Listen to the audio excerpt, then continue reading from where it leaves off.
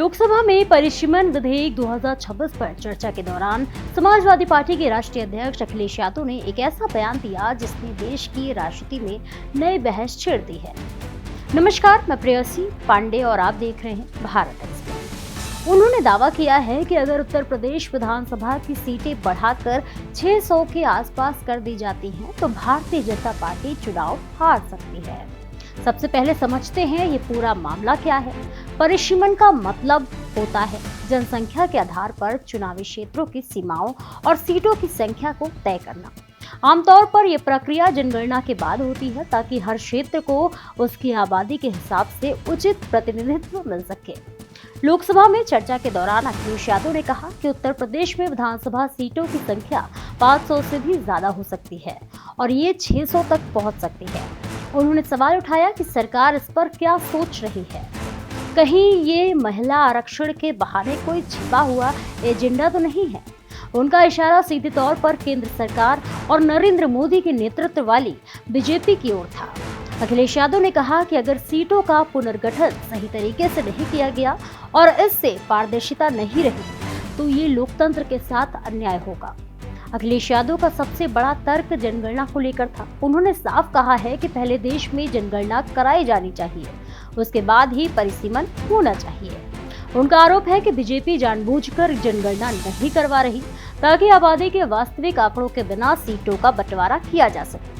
उन्होंने ये भी कहा कि अगर जनगणना आधारित परिसीमन नहीं हुआ तो पिछड़े वर्गों यानी ओबीसी के अधिकारों का हनन होगा। अखिलेश यादव के अनुसार अगर पिछड़ों की आबादी करीब 66% है तो महिलाओं के आरक्षण में भी उनका उचित हिस्सा होना चाहिए, लेकिन मौजूदा प्रस्तावों में इस पर कोई स्पष्टता नहीं है। यही नहीं, अखिलेश यादव ने महिला आरक्षण को लेकर भी सवाल उठाए। उन्होंने कहा कि अगर 33% सीटें महिलाओं के लिए आरक्षित होती हैं, तो ये भी तय होना चाहिए कि किन वर्गों की महिलाओं को इसका लाभ मिलेगा। उन्होंने खासतौर पर मुस्लिम महिलाओं को भी आरक्षण देने की मांग दोहराई। इस दौरान उन्होंने बीजेपी पर तंज कसते हुए कहा कि अगर कोई षड्यंत्र हुआ तो जैसे अयोध्या में बीजेपी को हार का सामना करना पड़ा, वैसे ही पूरे उत्तर प्रदेश में भी हार झेलनी पड़ सकती है।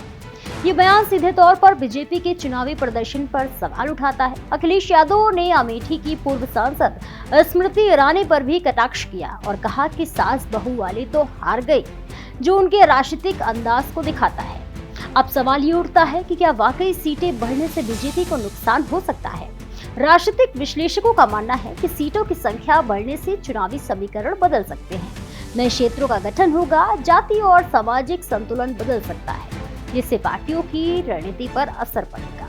अगर नए परिसीमन में शहरी और ग्रामीण क्षेत्रों का अनुपात बदलता है या पिछड़े वर्गों और अल्पसंख्यकों की हिस्सेदारी बढ़ती है, तो इसका सीधा असर चुनावी नतीजों पर पड़ सकता है।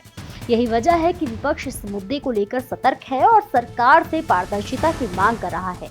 कुल मिलाकर देखा जाए तो ये मुद्दा सिर्फ सीटों की संख्या बढ़ाने का नहीं है, बल्कि ये प्रतिनिधित्व, सामाजिक न्याय और लोकतांत्रिक संतुलन से जुड़ा हुआ है। आने वाले समय में ये देखना दिलचस्प होगा कि सरकार इस पर क्या कदम उठाती है और क्या विपक्ष की आशंकाएं सही साबित होती हैं या फिर नहीं। फिलहाल इस खबर में इतना ही। ऐसे ही और भी तमाम खबरों को देखने के लिए देखते रहिए भारत एक्सप्रेस।